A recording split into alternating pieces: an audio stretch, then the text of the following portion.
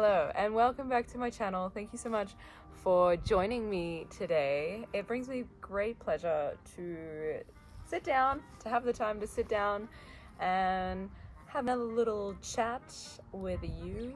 And today's topic is on intuition and how we can indeed craft the reality that we wish to experience through the pathway of listening to our intuition. Pas maintenant, Ziggy, vraiment. Non. Okay, so let me get started by defining intuition. What is it?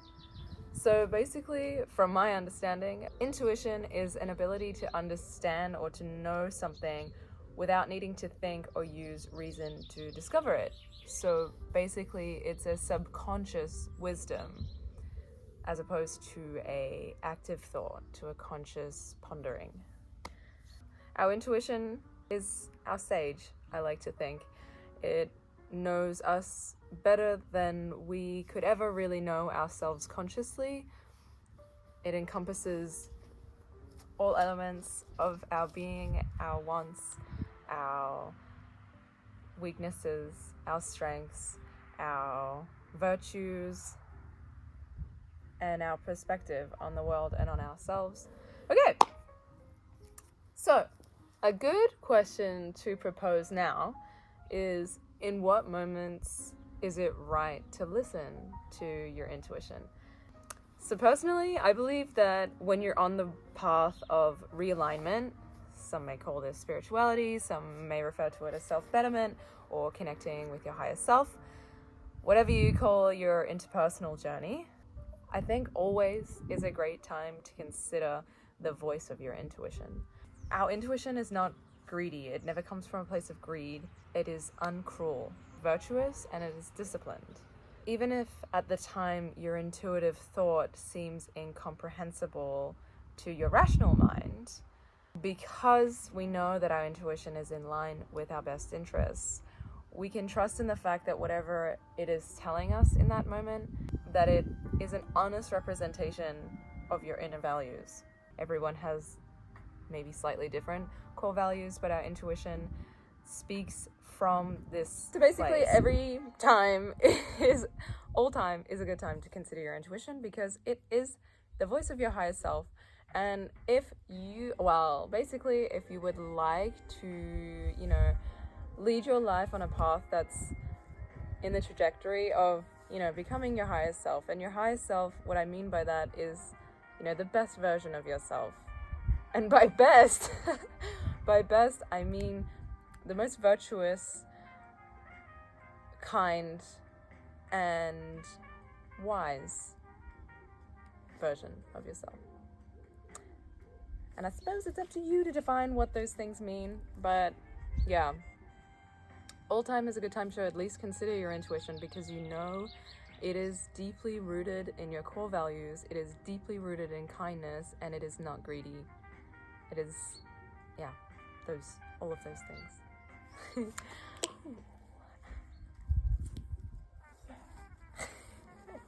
So now I'd like to paint you a picture. I'd like to paint you an example of when intuition does what it does best. So it was about a month ago now, that I moved to a new city in France to start a new job as an English language assistant. And part of this contract would see me living with a new host family, with accommodation, food, and work-related costs all covered, in addition to a really decent wage, and evolve again, create my life again. Yes, so everything was going to be great, and then I arrived. And immediately I felt this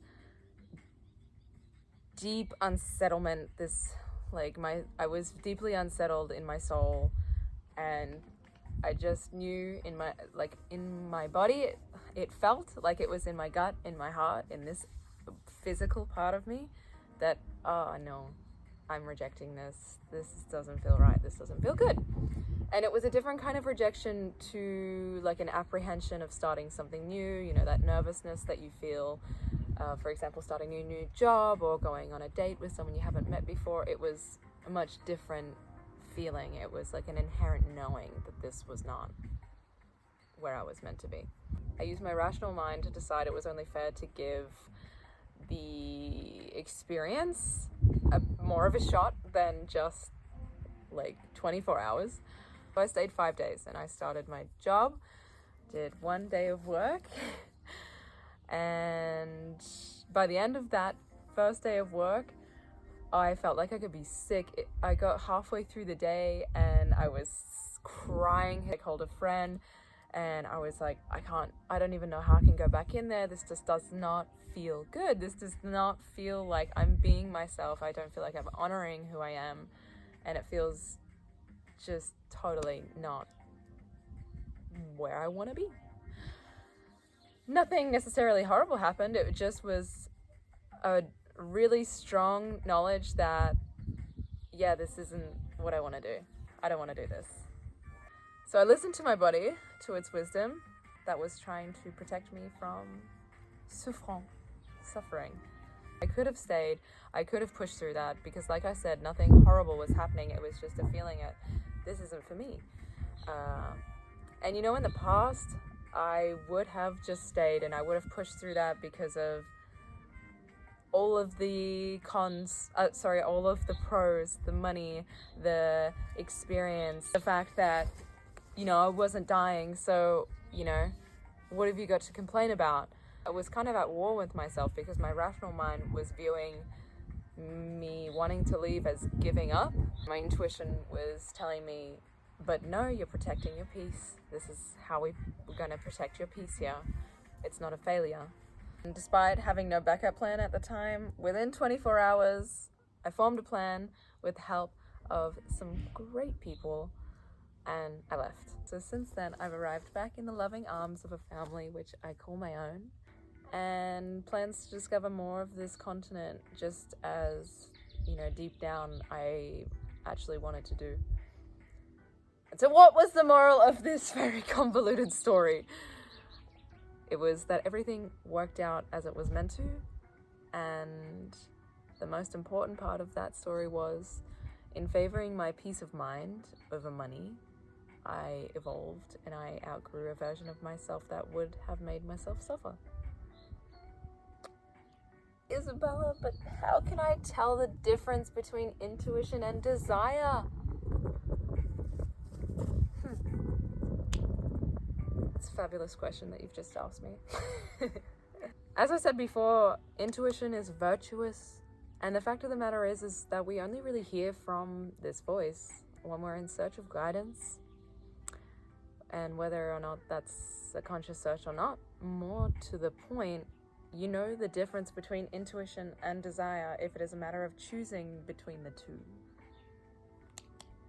But you know, intuition and desire may not always be separate entities if the desire is of peace of mind, for example. It's also reasonable for me to respond with, though desire is one with pleasure, it's not to say we do not deserve pleasure.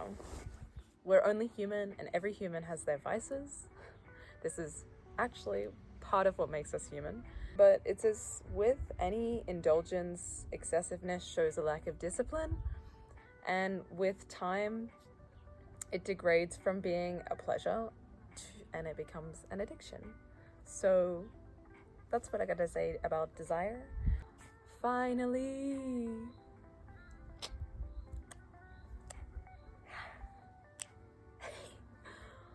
Finally, to tie all of this together in a pretty little knot, the message here is to open your contemplations to the voice of your intuition. See where it guides you. I'm sure you will be pleasantly surprised in the end. I think it's a good time to say that the thing about intuition is that it's always going to lead you to a path. The thing about intuition is that it's always going to lead you on this path, or on a path, sorry, I should say, that's in line with who you deeply want to be. And, you know, sometimes we side with the voice of our intuition and, it's a bit messy, it's a bit uncomfortable, but that's only natural. And I'm really learning to let go of anxiety about the future, because, you know, always everything turns out all right. I mean, I'm privileged to be able to say that. In the end, you always end up saying, I understand why I wanted to make that, why my intuition was telling me to make this decision, why it told me to leave, why it told me to stay, why it told me, you know, fuck off and go live in France for a year.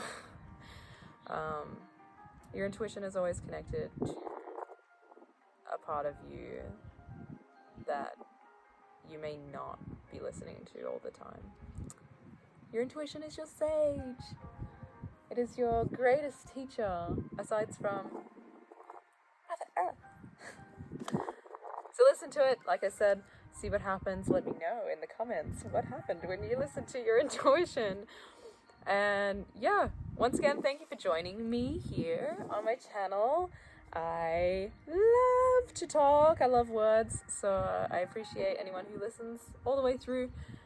As I always say, if you have any thoughts, please share them with me. I always respond. And yeah, love and light to all of you. I wish you all the best on your journeys. And also, I should say that I have a website. I have a website. I'm gonna link it right here. And you can go check out some stuff that I write. I write poetry, I write articles about life, kind of the similar things that I talk about here on my channel, but it's in words, so you can hold it and you can read it, and sometimes doing it like that is easier for us to understand. I will see you in the next video. Bye.